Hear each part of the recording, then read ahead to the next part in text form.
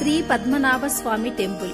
ఇది మన విశాఖ జిల్లాలోని పద్మనాభం అనే ఊళ్ళో ఉంది. ఇది 600 years ఓల్డ్ టెంపుల్. పాండవులు వనవాస టైంలో ఇక్కడికి వచ్చారంట. పంతులు గారు ఈ గుడి చరిత్ర గురించి చెప్తూ ఉంటే మాకైతే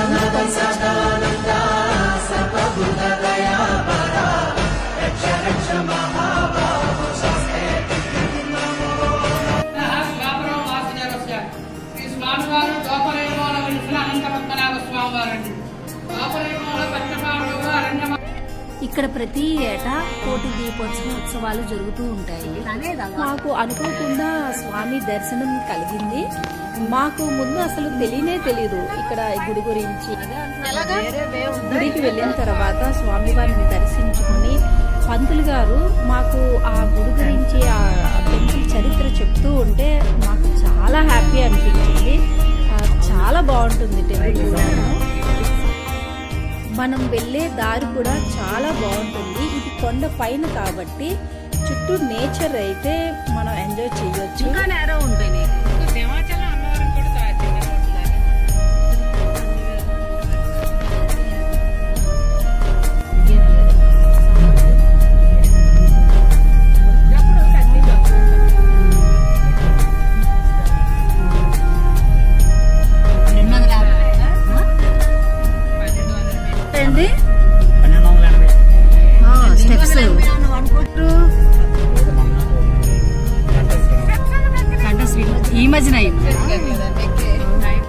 కొండ పైకి ఎక్కడానికి మెట్ల దారి కూడా ఉంటుందంట. ఆ స్టెప్స్ అయితే 1280. ఇది ఘాట్ రోడ్ కదా. నేను డ్రైవర్కి అన్ని అడుగుతూ ఉంటే వాళ్ళు జోక్ చేస్తున్నారు, నువ్వు డ్రైవర్ని సరిగ్గా కరెక్ట్గాను డ్రైవ్ చేయని, అవి అసలు నేరో రోడ్డు అని చెప్పేసి జోక్ చేస్తున్నారు.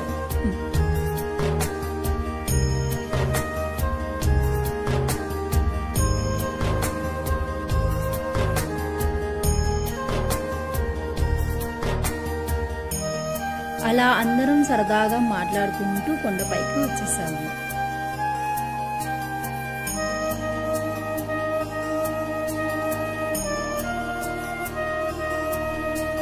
ఇక్కడి నుంచే మనం కొండపైకి వచ్చాము.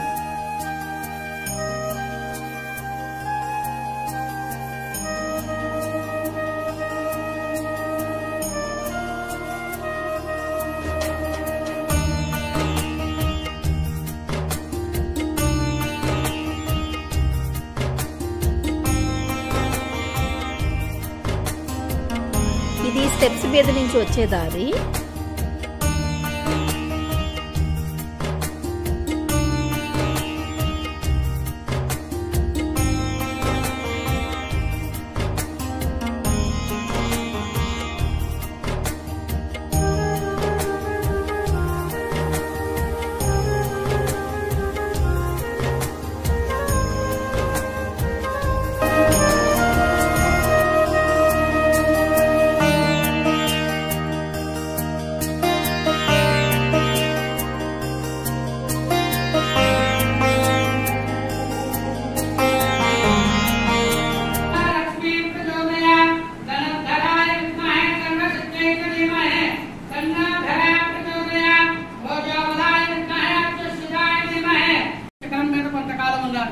ఈ అజ్ఞాతవాస సమయంలో పంచపాండవులు ఎవరికంటా పడినా మళ్ళీ అరణ్యవాసము అజ్ఞాతవాసం చేయాలి కాబట్టి శ్రీ మహావిష్ణు అవతారమైనటువంటి శ్రీకృష్ణుని ప్రార్థించగా స్వామి ప్రత్యక్షమైన మట్నే స్వామి మా అరణ్యవాసాన్ని దిగ్విజయం చేశారు. అలానే మా అజ్ఞాతవాసాన్ని కూడా జయప్రదం చేయమని పంచపాండవులు శ్రీకృష్ణ పరమాత్మను కోరగా స్వామి ముల్లోకాలంతా కూడా పరిపాలించేవాడిని, నేనంటే ఇక్కడ ఉండడం కుదరదు, నా శరీరంలో ముఖ్యమైనవి శంకు చక్రము నామము లక్ష్మీదేవి అనంతుణ్ణి ఈ శిఖరం మీద పెట్టి వెళ్తాను, నన్ను సేవించుకోండి.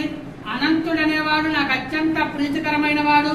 భాద్రపద మాసంలో శుద్ధ చతుర్దశి నాడు అనంత వ్రతం అనేది ఒకటి ఉన్నది. అది చేసుకున్నట్లయితే విజయాన్ని పొంది రాజ్యాభిషక్తులవుతారని చెప్పగా పంచపాండవులు స్వామివారిని సేవించుకొని భాద్రపద మాసం అనగా మనకు వినాయక చవితి అయిపోయిన తర్వాత పౌర్ణమి ముందు రోజులు వచ్చే చతుర్దశి నాడు అనంత పద్మనాభ స్వామి వ్రతము చేసుకున్న తర్వాత కొద్ది రోజులు కనుక విజయదశమి కల్లా వాళ్ళకి విజయం చేకూరి వాళ్ళ రాజ్యానికి వెళ్తారండి. అందుకే ఆ రోజు విజయదశమి అని పేరు. ఇక్కడ స్వామివారి మొత్తం కూడా శిల మీద వెలిసిన స్వామివారు.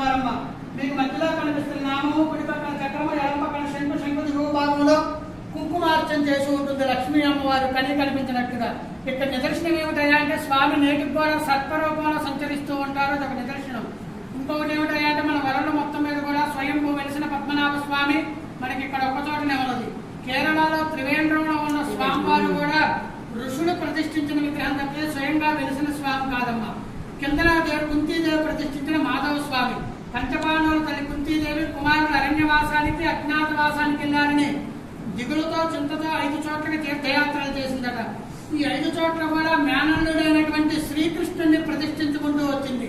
ఎందుకయ్యా అంటే పంచపాండవుల అరణ్యవాసం అజ్ఞాతవాసంలో శ్రీకృష్ణ పరమాత్ముడు చేదోడు వాదోడుగా సహాయ సహకారాలు అందించిన కృతజ్ఞతతో శ్రీకృష్ణుని ప్రతిష్ఠించుకుంటూ వచ్చింది.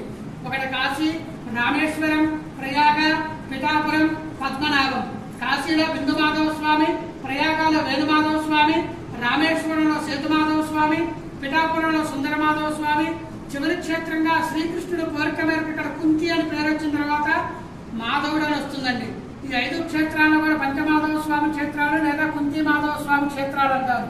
వీరు సామ్రాజ్యానికి వెళ్ళిపోయిన తర్వాత మన విజయనగరం సామ్రాజ్యం పూసపాటి వారి సామ్రాజ్యం ఏర్పడిన తర్వాత విజయనగరం రాజాగారి కల్లో స్వామివారి దర్శనమిచ్చి పలానా అనంతగిరి మీద వెలిశాను, దేవాలయం నిర్మాణం చేయమని ఆజ్ఞాపించగా మన విజయనగరం రాజాగారు మొత్తం కూడా 104 దేవాలయాలు నిర్మాణం చేశారు.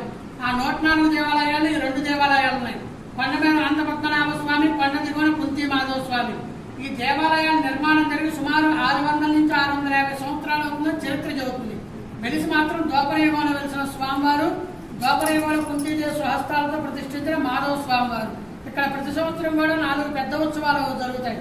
భాద్రపద మాసంలో అనంత పద్మనాభ స్వామి వ్రతాలు, ఆశ్వీజ మాసంలో స్వామివారి పవిత్రోత్సవాలు, కార్తీక మాసంలో రాత్రి పూట అమావాస్య కలిగిన రోజున ఈ 1278 మెట్లకు కూడా తైల దీపాలంకరణ సేవ, కోటి దీపోత్సవం జరుగుతుందండి. పాల్గొన మాసంలో ఏకాదశి కళ్యాణం, త్రయోదశికి తెప్పోత్సవం, పౌర్ణమికి రథయాత్ర జరుగుతాయి. చిన్న చిన్న ఉత్సవాలు వచ్చి ధనుర్మాస సేవ, ముక్కోటి ఏకాదశి, గోదా కళ్యాణం, స్వామివారికి నవనీత సేవ, చందనోత్సవం, లక్ష తులసి పూజ కార్యక్రమాలు జరుగుతాయండి. చాలా బాగా చెప్పారండి. అసలు తెలియదు కదా మనకి